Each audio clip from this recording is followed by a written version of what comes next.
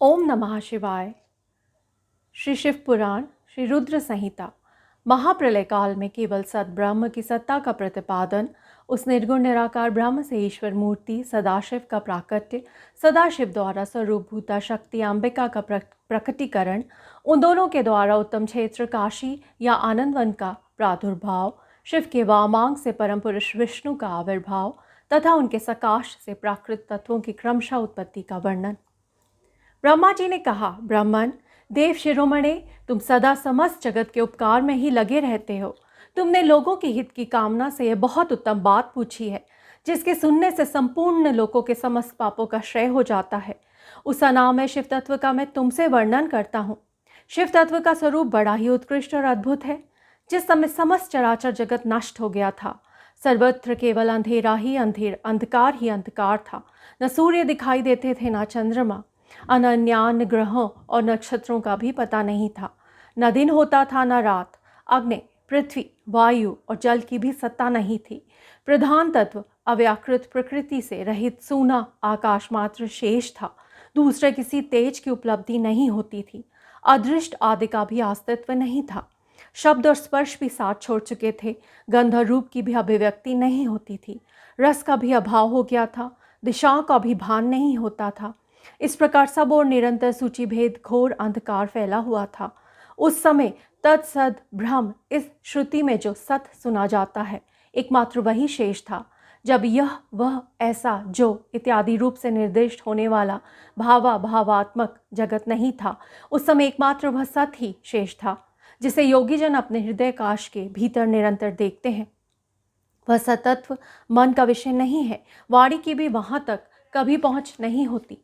वह नाम तथा रूप रंग से भी शून्य है। वह न स्थूल है, न कृष्ण, न ऋषभ, न दीर्घ तथा न लघु है, न गुरु। उसमें न कभी वृद्धि होती है और न ह्रास। श्रुति भी उसके विषय में चकित भाव से है, इतना ही कहती है, अर्थात उसकी सत्ता मात्र का ही निरूपण कर पाती है। उसका कोई विशेष विवरण देने में असमर्थ हो जाती है। वह सत्य, ज्ञान स्वरूप, अनंत, परमानंदमय, परम ज्योति स्वरूप, अप्रेमय, आधार रहित, निर्विकार, निराकार, निर्गुण, योगिगम्य, सर्वव्यापी, सबका एकमात्र कारण, निर्विकल्प, निरारंभ, मायाशून्य, उपद्रव रहित, अद्वितीय, अनादि, अनंत, संकोच विकास से शून्य तथा चिन्मय है। जिस पर ब्रह्म के विषय में ज्ञान और अज्ञान से पूर्ण उक्तियों द्वारा इस प्रकार ऊपर बताए अनुसार विकल्प किए जाते हैं, उसने कुछ काल के बाद सृष्टि का समय आने पर द्वितीय की इच्छा प्रकट की। उसके भीतर एक से अनेक होने का संकल्प उदित हुआ। तब उस निराकार परमात्मा ने अपनी लीला शक्ति से अपने लिए मूर्ति आकार की कल्पना की।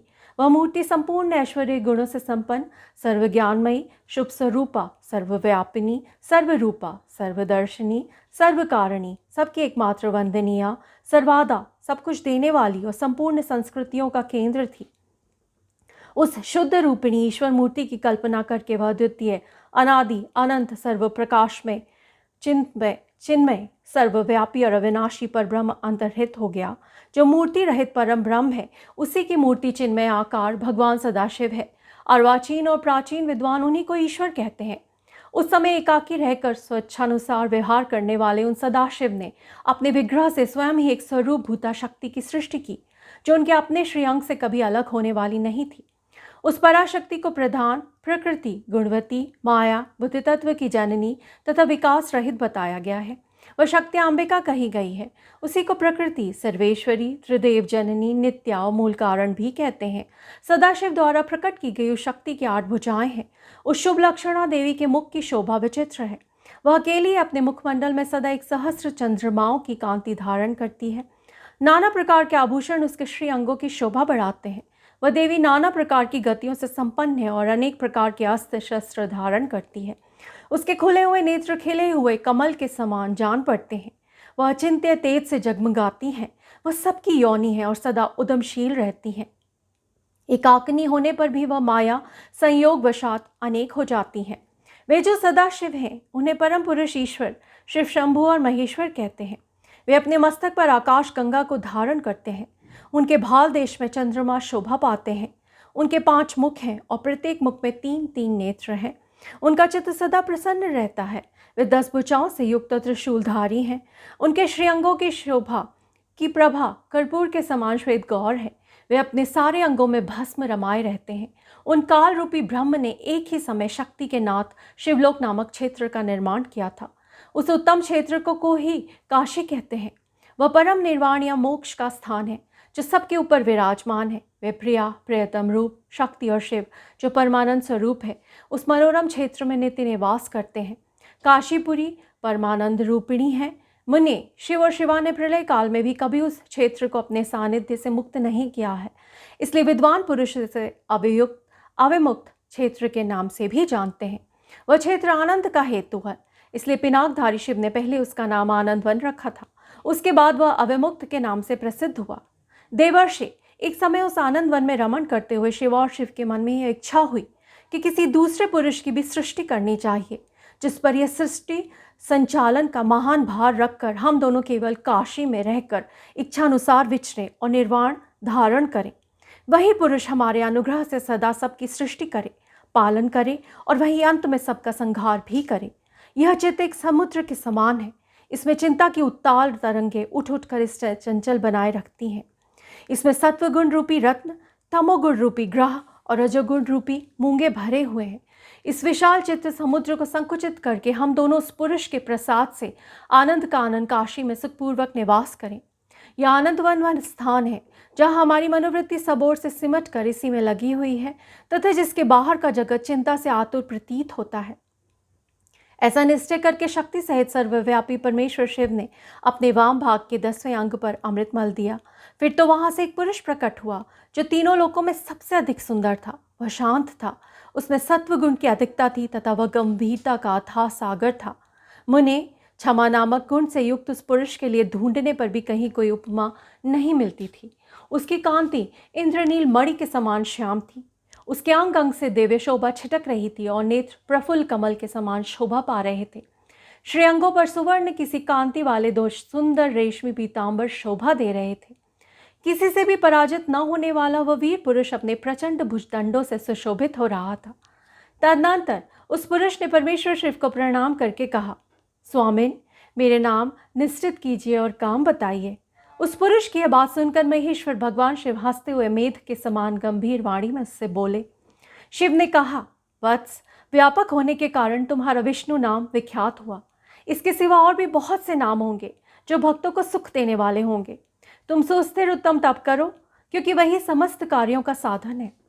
ऐसा कहकर भगवान शिव ने श्वास मार्ग से श्री विष्णु को वेदों का ज्ञान प्रदान किया। तदनंतर अपनी महिमा से कभी च्युत न होने वाले श्रीहरि भगवान शिव को प्रणाम करके बड़ी भारी तपस्या करने लगे और शक्ति सहित परमेश्वर शिव भी पादर्श गणों के साथ वहां से अदृश्य हो गए।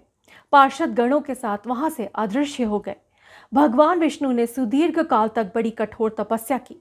तपस्या के परिश्रम से युक्त भगवान विष्णु के अंगों से नाना प्रकार की जलधाराएं निकलने लगीं।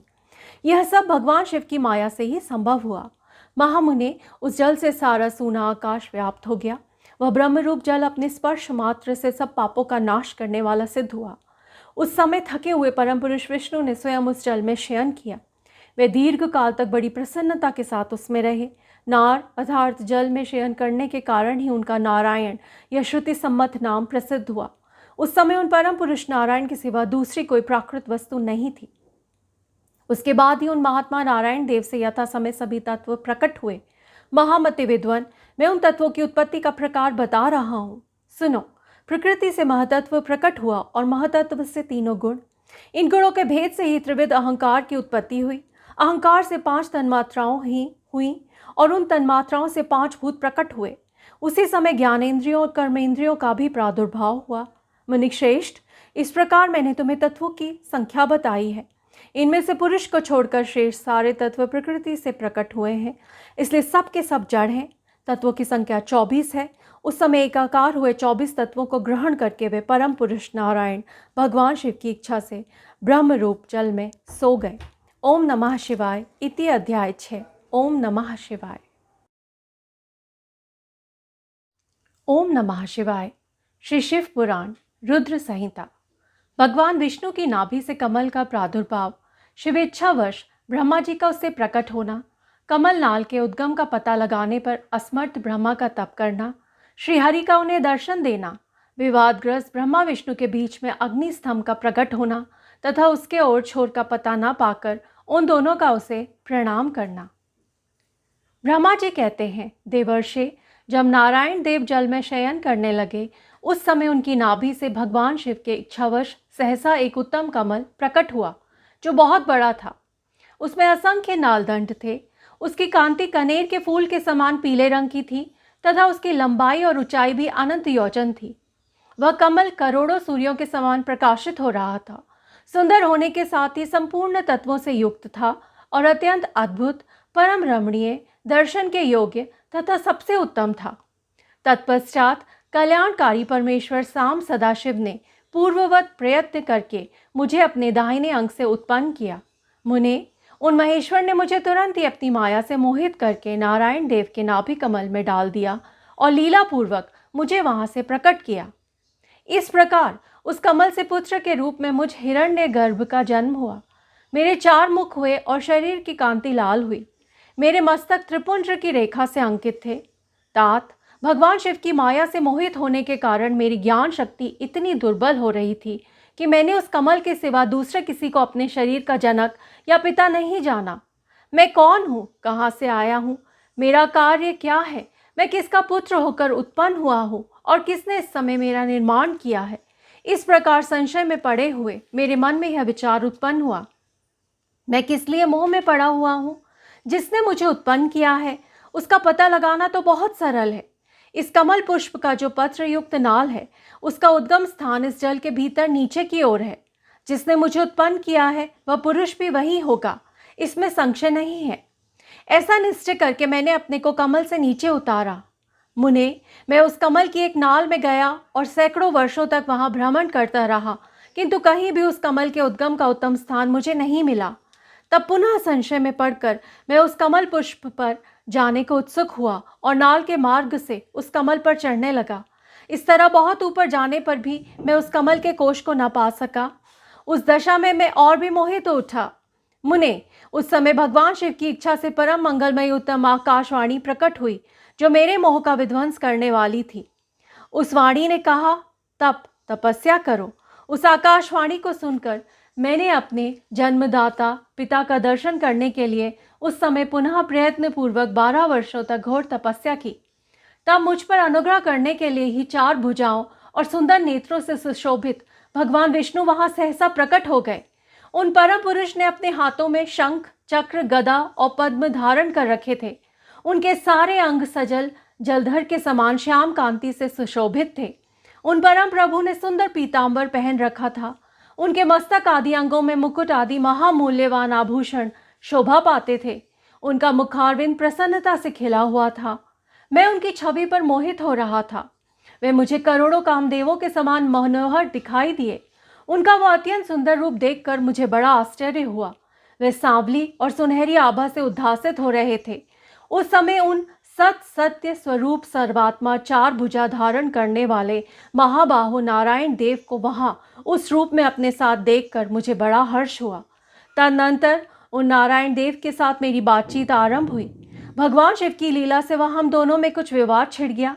इसी समय हम लोगों के बीच में एक महान अग्नि स्तंभ ज्योतिर्मय लिंग प्रकट हुआ। मैंने और श्री विष्णु ने क्रमशः ऊपर और नीचे जाकर उनके आदि अंत का पता लगाने के लिए बड़ा प्रयत्न किया, परंतु हमें कहीं भी उसका ओर छोर नहीं मिला। मैं थककर ऊपर से नीचे लौट आया और भगवान विष्णु भी उसी तरह से नीचे से ऊपर आकर मुझसे मिले। हम दोनों शिव की माया से मोहित थे। श्री हरि ने मेरे साथ आगे पीछे और अगल बगल से परमेश्वर शिव को प्रणाम किया। फिर वे सोचने लगे, यह क्या वस्तु है, इसके स्वरूप का निर्देश नहीं किया जा सकता, क्योंकि ना तो इसका कोई नाम है और ना कर्म ही है। लिंग रहित तत्व ही यहाँ लिंग भाव को प्राप्त हो गया है। ध्यान मार्ग में भी इसके स्वरूप का कुछ पता नहीं लगता। इसके बाद मैं और श्री हरि दोनों ने अपने चित्त को स्वस्थ करके उस अग्नि स्तंभ को प्रणाम करना आरंभ कर दिया। हम दोनों बोले, महाप्रभु, हम आपके स्वरूप को नहीं जानते। आप जो कोई भी हो, क्यों ना हो, आपको हमारा नमस्कार है। महेशान, आप शीघ्र ही हमें अपने यथार्थ रूप का दर्शन कराइए। मुनिक श्रेष्ठ, इस प्रकार अहंकार से आविष्ट हुए हम दोनों ही वहां नमस्कार करने लगे।